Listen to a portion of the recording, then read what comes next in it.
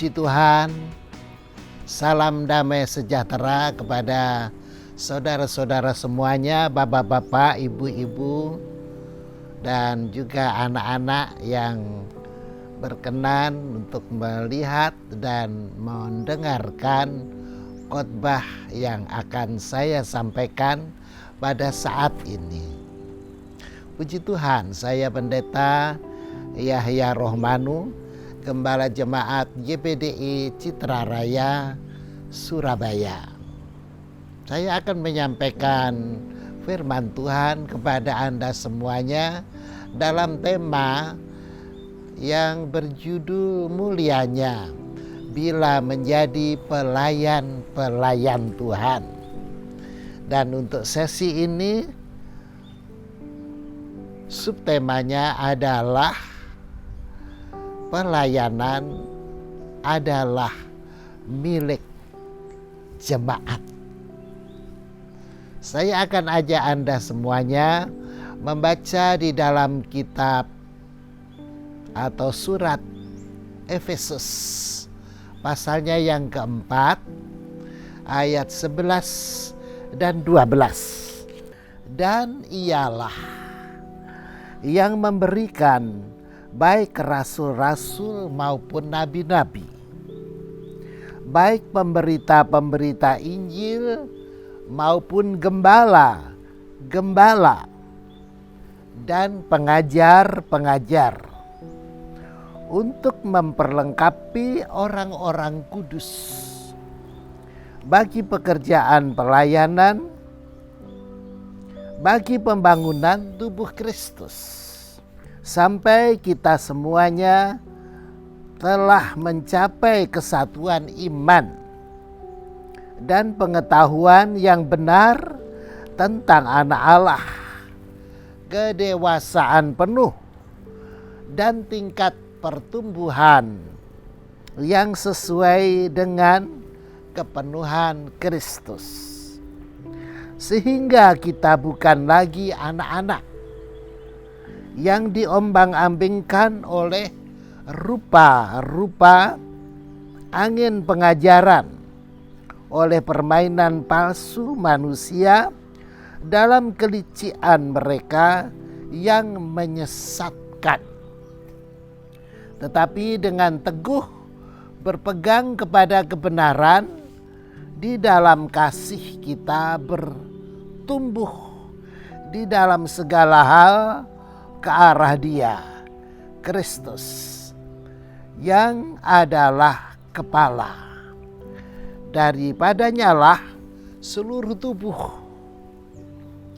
yang rapih tersusun dan diikat menjadi satu oleh pelayanan semua bagiannya, sesuai dengan kadar pekerjaan tiap-tiap anggota, menerima pertumbuhannya dan membangun dirinya dalam kasih.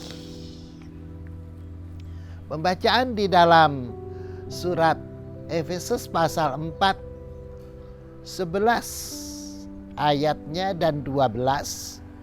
Saya lanjutkan sampai ayat yang ke-16 sehingga mencakup tentang tujuan daripada pelayanan itu sendiri. Saudara-saudara semuanya, pelayanan adalah milik jemaat. Itulah subtema yang sedang kita bahas pada saat ini. Dan hal tersebut dinyatakan dengan jelas sekali dalam pembacaan surat Efesus pasal 4 ayat 11 dan 12.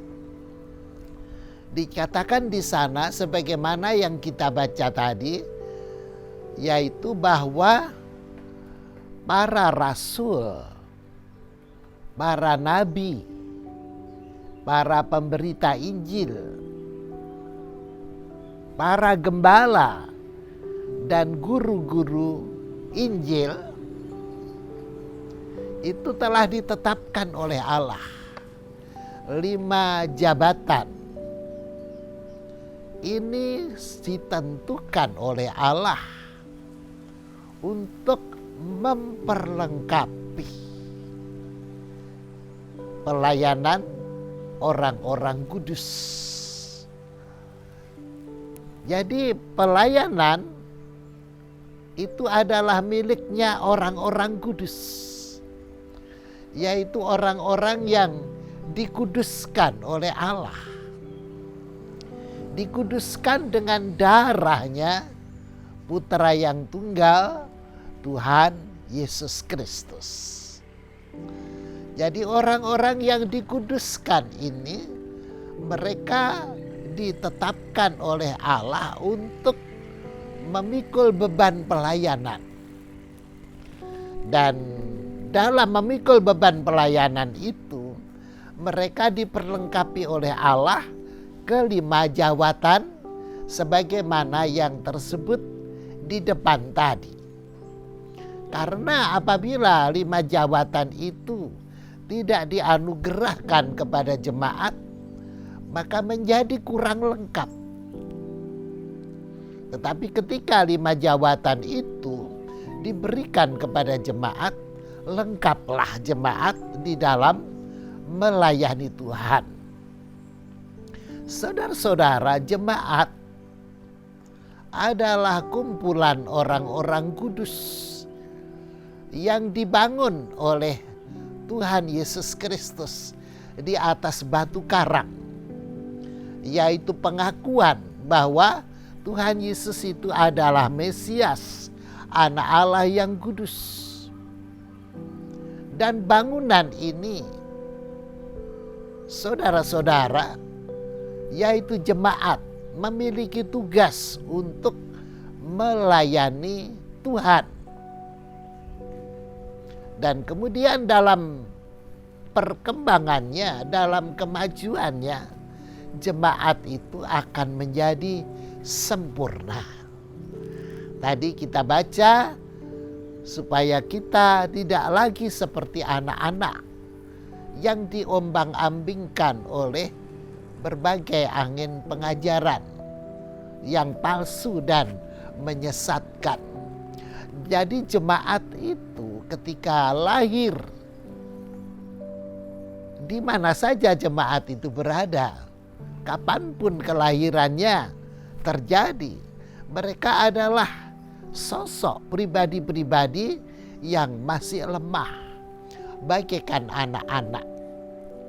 Nah, dalam perkembangannya didampingi oleh kelima jawatan tadi, maka mereka bertumbuh menjadi dewasa, kedewasaan iman dan kesempurnaan dan kesatuan. Begitulah. Jadi mereka, jemaat itu mempunyai tugas untuk melayani, yaitu melayani Allah. Allah yang Maha Kuasa di dalam namanya Putra yang tunggal Tuhan Yesus Kristus. Jemaat itu dipanggil untuk melayani. Jadi sebenarnya pelayanan itu bukan monopoli daripada seorang pendeta, bukan monopoli dari seorang gembala dan lain-lain jabatan yang ada, melainkan pelayanan itu pada dasarnya adalah milik dan tugas daripada jemaat itu sendiri. Baik jemaat secara pribadi maupun jemaat sebagai komunitas.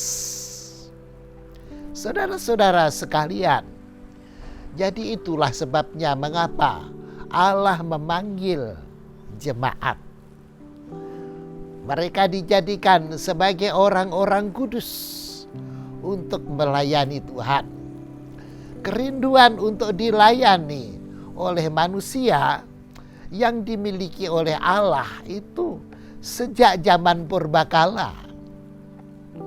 Nah, saudara-saudara, Misalnya di Taman Eden, Allah rindu dilayani oleh Adam dan Hawa, dan mereka melakukannya.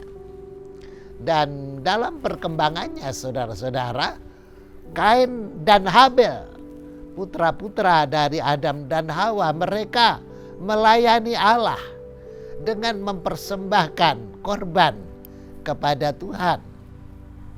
Walaupun dalam kenyataannya ada korban yang diterima oleh Allah dan ada yang tidak diterima oleh Allah. Saudara-saudara, begitulah terus-menerus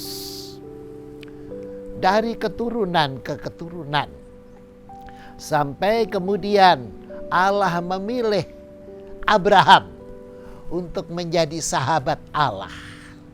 Dan kemudian Bapak Abraham ini menjadi suatu bangsa, yaitu Israel, yang diperbudak oleh bangsa Mesir. Dan di sana melalui Nabi Musa, maka Allah memanggil bangsa Israel.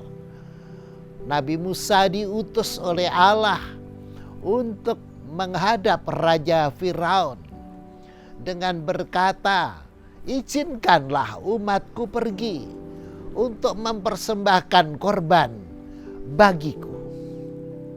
Apabila engkau tidak mengizinkannya, maka aku akan membunuh anak-anakmu yang sulung. Saudara-saudara, jadi begitu kuat keinginan Tuhan Allah untuk dilayani. Jadi sampai memberikan ancaman begitu rupa. Dan ancaman itu bukan merupakan isapan jempol, tetapi dibuktikan sungguh-sungguh. Saudara-saudara, 10 tulah dijatuhkan ke atas negeri Mesir. Sampai pada akhirnya Raja Mesir dan bangsa Mesir melepaskan umat Israel untuk pergi. Pergi kemana? Dan untuk apa? Pergi ke padang pasir untuk mempersembahkan korban kepada Allah, untuk beribadah kepada Allah. Saudara-saudara, jadi kerinduan Allah tercapai, terlaksana. Dan Nabi Musa diutus oleh Allah untuk melantik imam-imam, melantik imam besar yang memimpin peribadatan di padang pasir dan membangun kemah sembahyang, kemah doa di padang pasir sebagai tempat untuk melayani Tuhan. Di sanalah, di sekitar kemah itulah bangsa Israel berkeliling untuk melayani Tuhan. Saudara-saudara, jadi bangsa Israel pada zaman dahulu ditentukan oleh Allah untuk melayani. Dan imam-imam untuk memperlengkapi dalam pelayanan. Nabi Musa sebagai nabi, dia memperlengkapi bangsa Israel dalam pelayanannya kepada Tuhan. Saudara-saudara, dalam perkembangan selanjutnya, saudara-saudara, ketika bangsa Israel tinggal di tanah Kanaan, saudara-saudara, maka saudara-saudara, bangsa Israel di bawah pimpinan Raja Daud, mereka beribadah walaupun hanya di bawah sebuah kemah yang dibentangkan, di tempat mana di bawahnya tabut perjanjian diletakkan. Raja Daud memimpin bangsa Israel untuk beribadah kepada Allah, untuk melayani Tuhan. Raja Daud telah menentukan puak-puak atau kelompok-kelompok, jumlahnya ratusan kelompok. Setiap kelompok terdiri dari anggota-anggota kelompok juga ratusan. Saudara-saudara sekalian, mereka melayani Tuhan. Mereka melayani Tuhan. Umat Allah itu melayani Tuhan.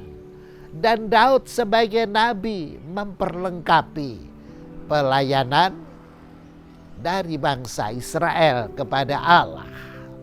Imam-imam ditetapkan untuk melakukan korban-korban persembahan, pembakaran-pembakaran ukupan, penggantian roti yang selalu baru setiap hari, menyembelih korban-korban bakaran. Dan imam besar membawa darah dari korban masuk ke dalam tempat yang maha kudus. Saudara-saudara, jadi pelayanan adalah milik daripada umat Israel. Dan dalam perkembangannya lagi saudara-saudara, di dalam perjanjian baru saudara-saudara, Tuhan Yesus mendirikan jemaatnya yang terdiri bukan hanya dari bangsa Israel, tetapi dari segala bangsa. Segala bangsa di dunia, berkulit hitam, berkulit putih, berkulit coklat, berkulit sawo matang. Semuanya ditentukan oleh Allah untuk dipanggil menjadi pelayan-pelayan Tuhan. Saudara-saudara, Tuhan Yesus mendirikan jemaatnya dengan penumpahan darahnya yang suci dan mulia. Di dalam kitab atau surat 1 Petrus pasal 1 ayat yang ke-8, di sana ayat yang ke-18 saya ulangi, di sana disebutkan bahwa kamu telah ditebus dari cara hidupmu yang sia-sia, bukan dengan barang yang fana, melainkan dengan darah yang mahal, yaitu darahnya Tuhan Yesus Kristus. Saudara-saudara, begitu mahal harga daripada jemaat itu saudara-saudara. Untuk memanggil jemaat, untuk membangun jemaat, maka Allah telah melakukan pengorbanan yang begitu besar.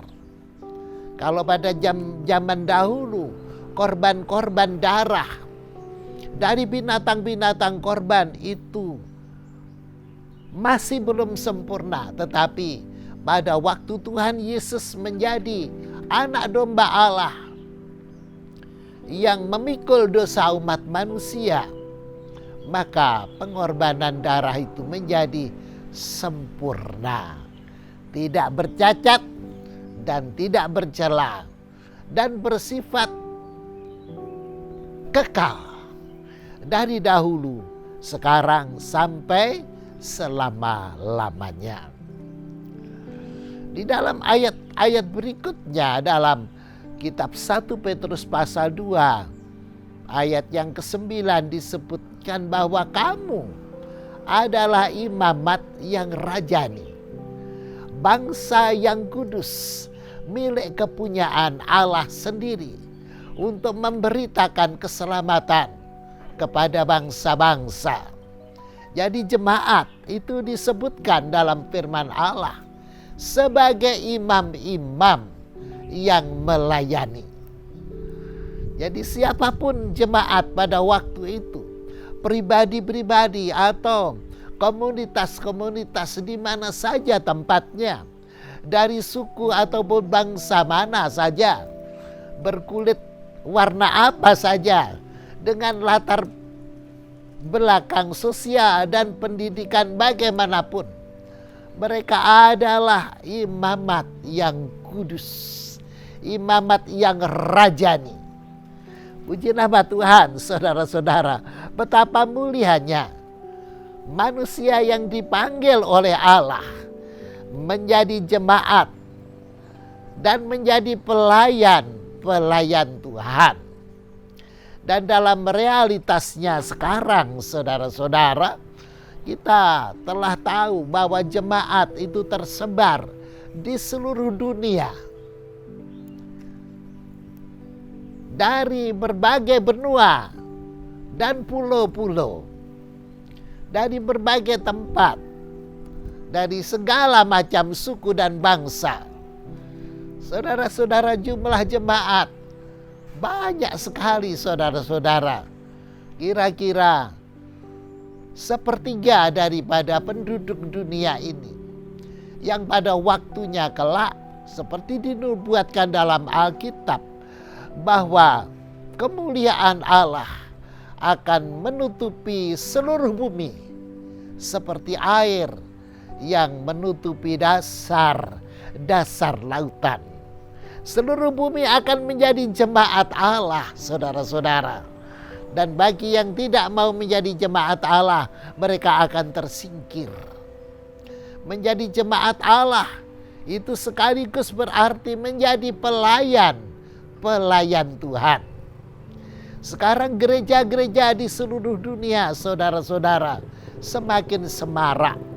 Dari segala bangsa semakin semarak. Tetapi itu belum, saudara-saudara. Karena pada akhirnya nanti lebih semarak lagi. Pada akhirnya nanti lebih mulia lagi. Oleh sebab itu, saudara-saudara, apabila Anda menjadi warga jemaat,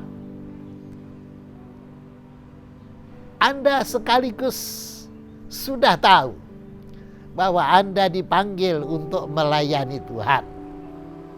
Bahwa Anda ditetapkan untuk menjadi pelayan Tuhan. Pendeta yang menjadi gembala itu memperlengkapi gereja-gereja lokal. Memperlengkapi, sedang pelayanan itu adalah miliknya jemaat. Ada yang menyampaikan renungan firman Allah, ada yang menyampaikan nyanyian pujian, ada yang menyampaikan pujian dan penyembahan, ada yang memainkan musik, ada yang menjadi pelayan roti dan anggur, ada yang menjadi pelayan penerima tamu, dan lain-lainnya, saudara-saudara. Banyak ragamnya pelayanan di dalam gereja, saudara-saudara. Tetapi saudara-saudara, semua itu adalah pelayanan. Jadi Anda dan saya bisa mengambil tugas pelayanan di gereja sesuai dengan bakat dan kemampuan atau talenta yang kita miliki, yang Tuhan berikan kepada kita. Mari layani Tuhan dengan semangat. Mari layani Tuhan dengan setulus hati. Mari melayani Tuhan dengan ikhlas, saudara-saudara. Pelayanan itu adalah pengabdian. Pengabdian itu adalah pengorbanan. Dan pengorbanan itu adalah sakit. Jadi saudara-saudara, rela berkorban untuk melayani Tuhan itu mulia sekali. Jadi persiapkanlah diri Anda untuk melayani Tuhan. Melayani. Saudara-saudara, saya ulangi bahwa pelayanan itu adalah pengabdian. Artinya apa, saudara-saudara? Pengabdian itu adalah suatu pekerjaan yang tidak mengharapkan upah apapun juga. Namanya pengabdian. Jadi tidak mengharapkan mendapatkan gaji apapun juga. Tetapi saudara-saudara, mari kita pahami bahwa Allah itu jujur, bahwa Allah itu baik, bahwa Allah itu tidak berdusta. Allah yang melihat pengabdian seseorang, maka Allah juga memberkati orang-orang tersebut tanpa diminta sekalipun. Tuhan berfirman, jangan memberangus mulut lembu yang sedang membajak. Saudara-saudara, jadi artinya apa? Lembu yang membajak saja dikasih makan. Apalagi kita, saudara-saudara, yang membajak di dalam ladang Tuhan, pasti diberkati oleh Tuhan. Tuhan punya banyak cara untuk memberkati kita, saudara-saudara. Jadi jangan takut untuk melayani Tuhan. Pelayanan adalah pengabdian, pengabdian adalah pengorbanan. Saudara-saudara, silahkan berkorban tenaga, berkorban waktu, berkorban harta kekayaan. Saudara-saudara, itu adalah pengorbanan. Dan pengorbanan itu biasanya sakit. Tetapi Tuhan membebat luka kita. Tuhan menyembuhkan sakit kita. Tuhan bertanggung jawab sepenuhnya terhadap jemaatnya. Saudara-saudara, mungkin ada yang bertanya, saya harus melayani apa? Saya ini loh, suara saya jelek, tidak bisa menyanyi. Saya ini loh tidak bisa main musik. Saya tidak bisa melayani. Apalagi suruh khotbah, bawa renungan, saya takut tidak bisa. Saudara-saudara, mungkin saja hal itu terjadi. Saya ini miskin, uang saya cuma sedikit. Kalau bayar perpuluhan aja kecil saja. Kalau berkorban aja juga cuma kecil. Saya harus melayani bagaimana? Saudara-saudara yang dikasihi Tuhan, dalam suatu peristiwa Tuhan Yesus berfirman begini, Marta, Marta, engkau telah menyusahkan dirimu dengan hal-hal yang tidak berguna. Tetapi Maria ini telah mengambil bagian yang terbaik, yang tidak bisa diambil daripadanya. Saudara-saudara, apa yang menjadi konteks dari firman Kristus ini? Yaitu ketika Tuhan Yesus berkunjung ke rumah Marta, Maria, dan Lazarus. Lazarus menemani Tuhan Yesus di ruang tamu. Dan Marta sibuk menyiapkan banyak makanan. Tetapi Maria, dia duduk di ujung kaki Tuhan untuk mendengarkan Tuhan, apa saja yang diucapkan. Saudara-saudara, kelihatannya dari mata Marta, Maria ini malas sekali.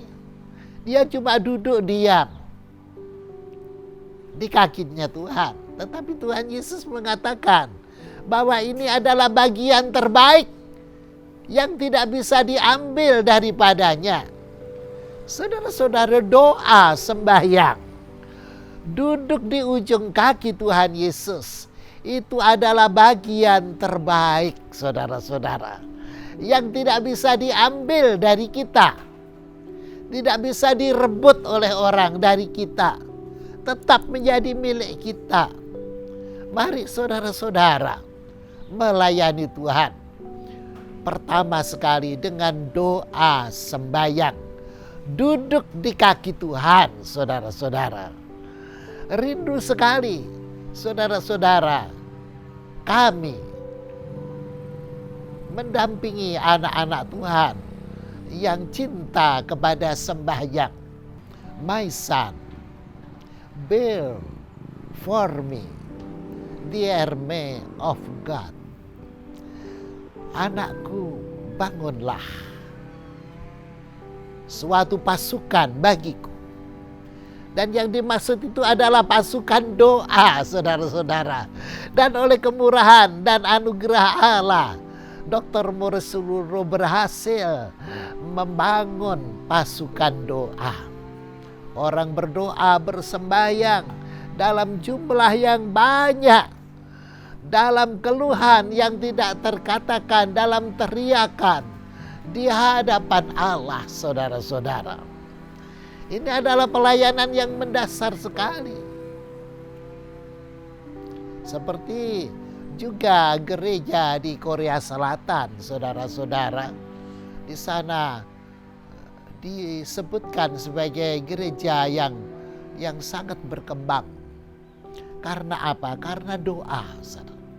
Dibangun goa doa. Dibangun tempat-tempat sembahyang. Oleh sebab itu saudara, kami rindu menegaskan di dalam firman Tuhan ini, dalam khotbah ini, bahwa layanilah Tuhan dengan doa dan sembahyang. Itu yang utama. Kemudian kalau Roh Kudus membimbing lebih lanjut dalam pelayanan-pelayanan yang lain, kita ikuti saja. Tetapi yang pertama adalah doa sembahyang. Semua orang pasti bisa melakukannya. Puji Tuhan. Jadi pelayanan adalah milik jemaat. Rasul, nabi, penginjil, gembala, guru hanya memperlengkapi orang-orang kudus saja dalam pekerjaan pelayanan. Mari kita lakukan pemerataan pelayanan di dalam jemaat, di tempat mana kita berada. Tetap semangat saudara-saudara. Layani Tuhan. Salam pengabdian.